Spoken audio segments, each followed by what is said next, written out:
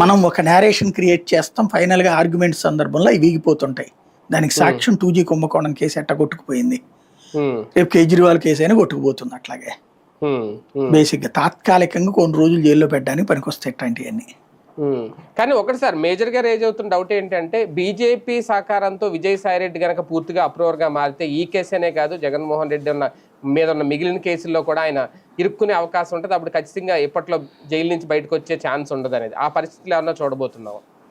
అలా చేయించే ప్రయత్నం చేస్తారు, కానీ ఒకసారి బెయిల్ ఇచ్చిన తర్వాత బెయిల్ రద్దు కాదండి. First number 1.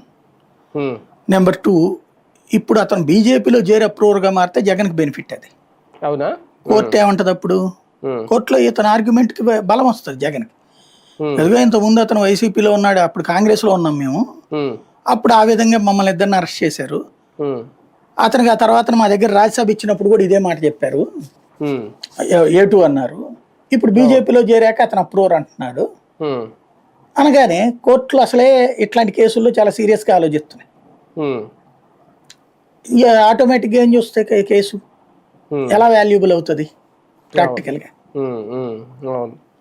అది అంటే బీజేపీలో చేరడానికి ఒప్పుకుంటారా, తలుపులు తీస్తారా ఈయనకి, విజయసాయి రెడ్డి? అది చూడాలి. ఈయనైతే ఒప్పుకున్నారని తన సన్నిహితుల దగ్గర చెప్పినట్టు తెలుస్తుంది మనకి. అంటే ఇప్పుడు కూటమి, కానీ చంద్రబాబు గారు అర్జెంట్ గా ఢిల్లీలో ఆగారు. వాస్తవంగా ఢిల్లీలో దిగేసి నేరుగా ఇటు అమరావతి వచ్చేస్తారు.